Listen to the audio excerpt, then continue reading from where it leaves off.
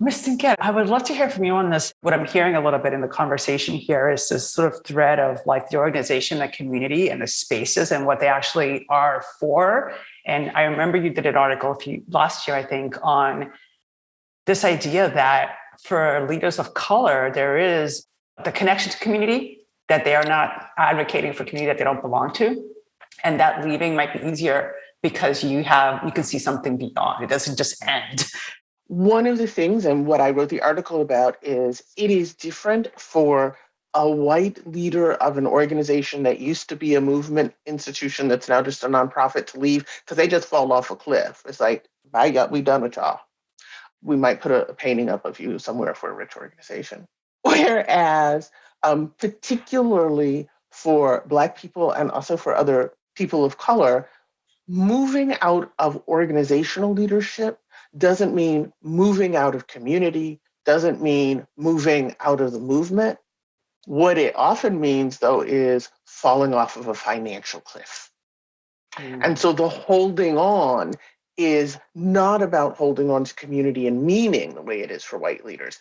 It is literally holding on to the ability to pay the gas bill. And I think if we talked about that more openly, we could be more successful at building spaces that could be that place where folks could get a chance to hear what were the real values and how did those show up in the strategies and tactics that we're longing to both share and hear.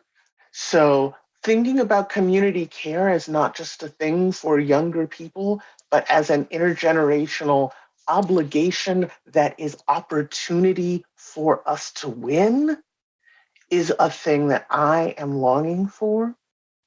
And creating spaces where I help people experience what that looks like in small bits of practices is a piece of the work that I am doing now. A small example of which is facilitating a conversation that was a Black Native dialogue about land, holding a ritual where we were helping young people learn that you don't eat until your elders are all holding a plate. And having that cultural, spiritual ritual be really meaningful for those who served, even though their noses were out of joint at first, and also those who were served because they have been hungering for that literal and cultural food.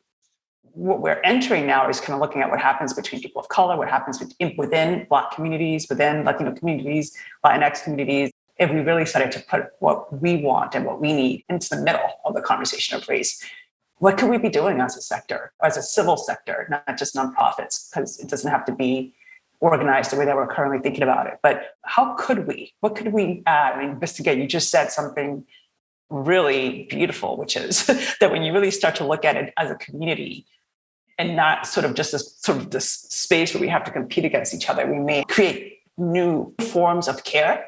So would love to build on that as we leave. What could we be doing more if we just really think about what we need? It could be NPQ, it could be the field, it could be you as an individual. Part of what Ms. Stinga brought up in terms of that example of young people are not eating until all of the elders have plates of food. It recalls for me like something I think you brought up earlier, Cindy, like we don't grapple with individualism. I'm a Yelder, so I'm like a Gen Xer, but sort of on that like micro exennial generation. I do think that there's a level of hyperindividualism that lets the sort of critique of elders and critique of leaders sort of run wild in ways that it can potentially be undermining of the institutions that everyone is actually a part of. And then leads to real questions on the part of board members and senior leaders around like, what is it that younger staff are trying to achieve? Is this actually strategic action to call out an executive leader on social media or to bypass the leader and complain to the board?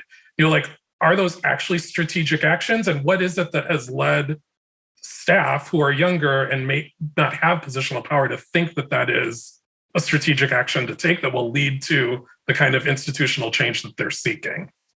That's where I just think there's a lot that is complicated here around how people are thinking and what the frameworks are for strategy. I think just Sean, and also some of that is desperation, right? Out of pain of not having their voices heard and not knowing where there are spaces for that to happen. So I think kind of building on Mr. Get's point about more intentional intergenerational spaces for conversation, for storytelling, for trust building, and funding that. Because there's a need for that. Kat and I have been in a lot of conversations about the field funding racial equity capacity building and capacity builders. That is a capacity building structure and resource for what our organizations and what our field needs. So I would say that and with an eye toward succession, toward intentionally creating the mastery, the skills, the approaches, all of that's necessary for succession as well.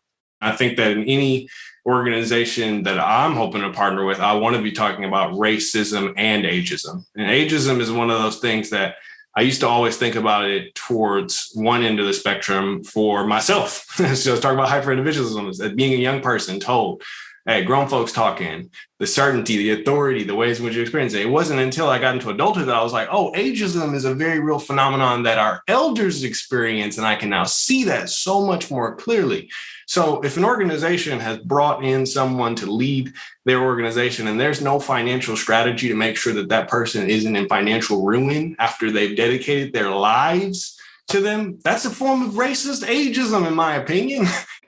What I want to see and believe, I think is important is, and I go back to what I wrote in that article, is like the space and like the time and the care so that Black leaders can show up in the ways that they should. Because I think that the expectation that we place upon Black leaders, and we've talked about this, to be at the extreme radical end of the spectrum is racist in and of itself, and it's very essentializing. And I just would like to see, if it is the case that this sector can be a variety of different things and they're going to have a variety of different kinds of organizations, that there is room for a variety of different kinds of Black leaders and Black leadership in there. And they don't all have to only live in this specific orthodoxy. And if they don't show up in the particular kind of ways in which they need to, or we said that they must, that therefore less or not about or not down with, because I think that then we fall into a trap. We fall into the binary trap once again. And that binary trap, as we recognize, has always created problems. That's in our work.